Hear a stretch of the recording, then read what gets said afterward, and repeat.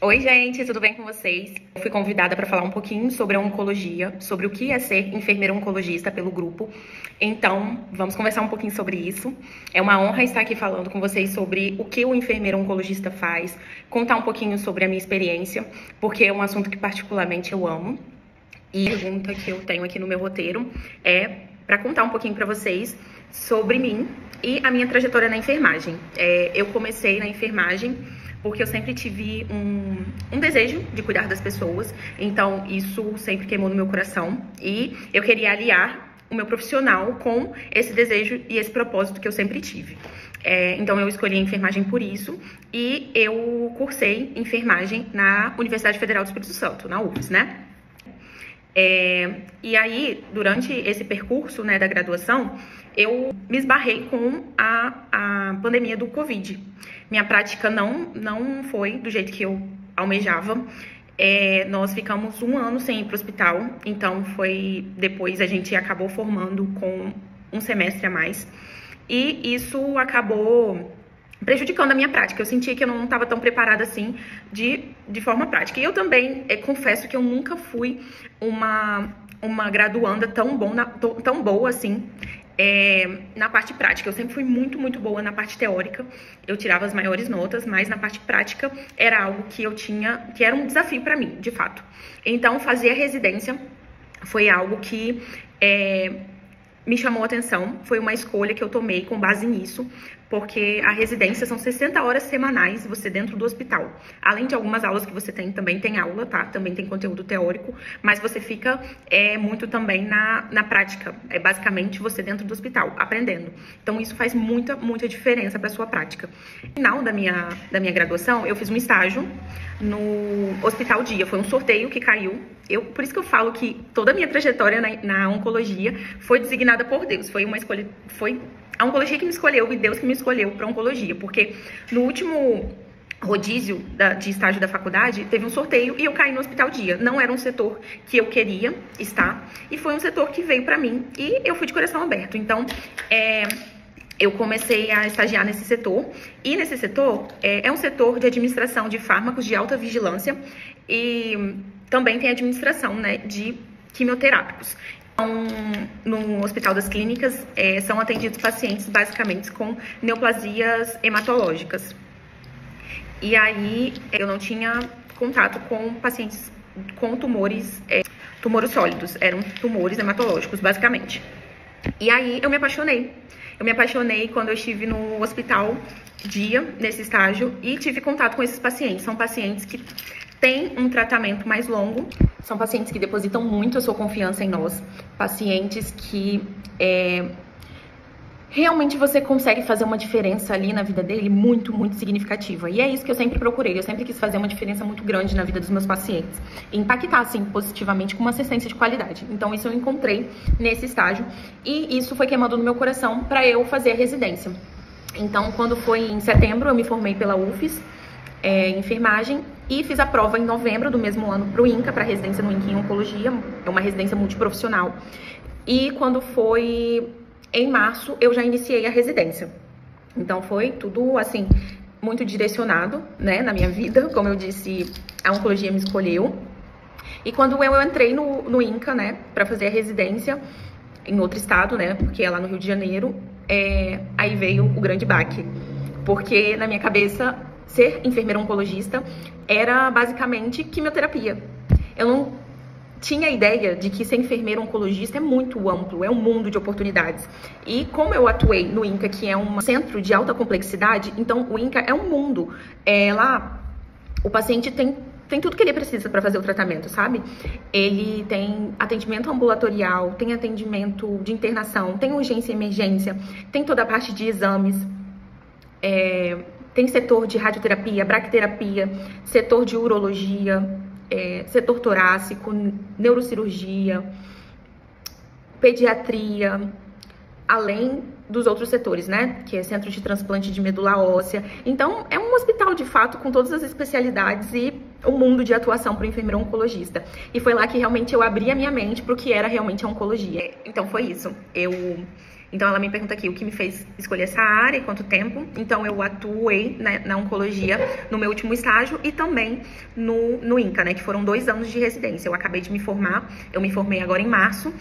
E a minha preparação para trabalhar com esse tipo de paciente foi através realmente da residência, né? A residência me ensinou muito.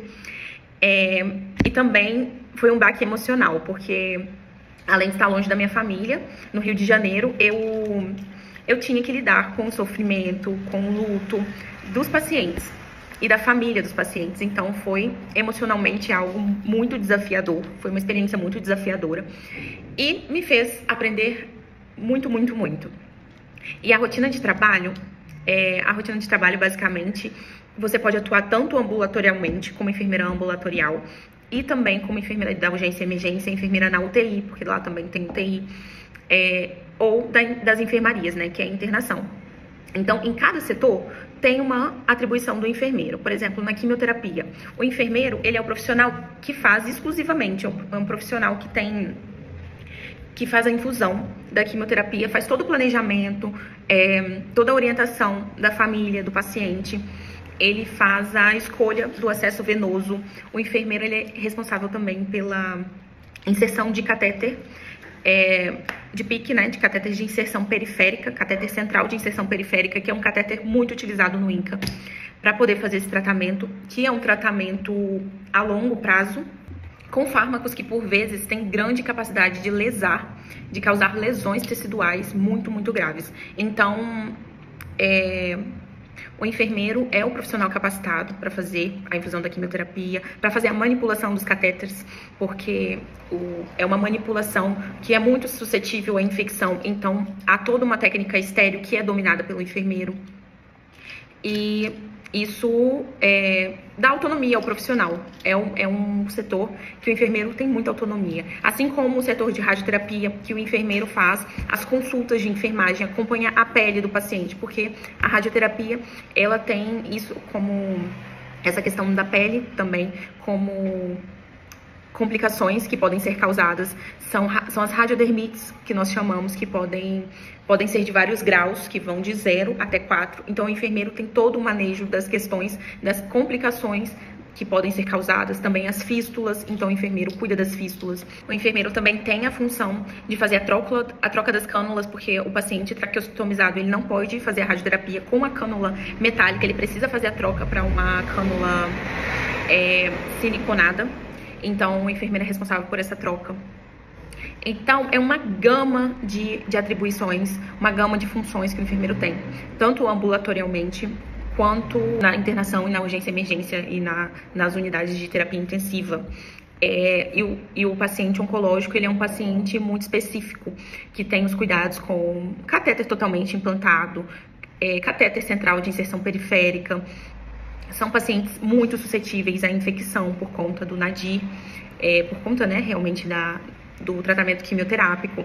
Então, uma febre para um paciente oncológico pode ser fatal, se não for manejada de maneira rápida, se não for coletada hemocultura e entrar com protocolo de sepse, né, rapidamente, até a primeira hora, entrar com antibiótico de largo espectro. Então, o enfermeiro oncologista, ele tem que prever todas essas complicações, essas reações adversas dos próprios fármacos, porque cada fármaco, né, nas quimioterapias tem uma ação esperada, um efeito adverso esperado, e também tem reações adversas esperadas que podem ser fatais. O enfermeiro, ele tem que ser conhecedor, ele tem que ter conhecimento científico para realmente lidar com esse paciente. Além disso, nas internações, são acompanhados os pacientes cirúrgicos, os pacientes, por exemplo, da mama, cirúrgicos de mama. As mulheres pós-mastectomizadas são acompanhadas pelos enfermeiros com a manipulação de drenos, orientação de como realizar o curativo da ferida cirúrgica, se ele também tiver uma ferida neoplásica, orientações de como cuidar dessa ferida. Geralmente, os nossos pacientes têm muitos dispositivos, então nós fazemos também o curativo de nefrostomias, urostomias, colostomias, orientamos esses pacientes como manipular esses dispositivos. São muitos cuidados, cada clínica tem a sua especificidade, mas de fato o enfermeiro oncologista, ele ele tem autonomia nesse cuidado, ele tem conhecimento para lidar com tudo isso, todas as demandas desse paciente, tanto o paciente cirúrgico, quanto o paciente que passou ou está passando por radioterapia, quanto o paciente que está fazendo quimioterapia, né? Que são as 3 linhas de cuidado, de tratamento, de fato, do paciente oncológico. Quais são os principais desafios do dia a dia ao cuidar desses pacientes e como você se sente emocionalmente quando lida com esses pacientes da oncologia? Então, os principais desafios são os desafios emocionais, de fato, e esse desafio de você ser muito ágil no seu raciocínio clínico, porque o paciente, por exemplo, neutropênico, ele pode evoluir para uma sepse e evoluir para óbito muito rápido. A sua ação tem que ser muito rápida, né? E, além disso, outras complicações também oncológicas, emergências oncológicas, que nós temos que agir com rapidez, detectar, né, esse evento e agir realmente de maneira rápida. E, além disso, a questão emocional, de fato, porque muitas vezes a gente tem que guardar as nossas emoções para poder assistir a família, assistir o paciente, realizar uma comunicação efetiva, uma comunicação que esclareça dúvidas, que realmente faça o acolhimento dessa família com empatia, com sensibilidade. E as nossas emoções também precisam ser cuidadas nesse processo, né? Nós precisamos realmente fazer terapia. E vocês, como enfermeiros, ainda podem acrescentar no cuidado.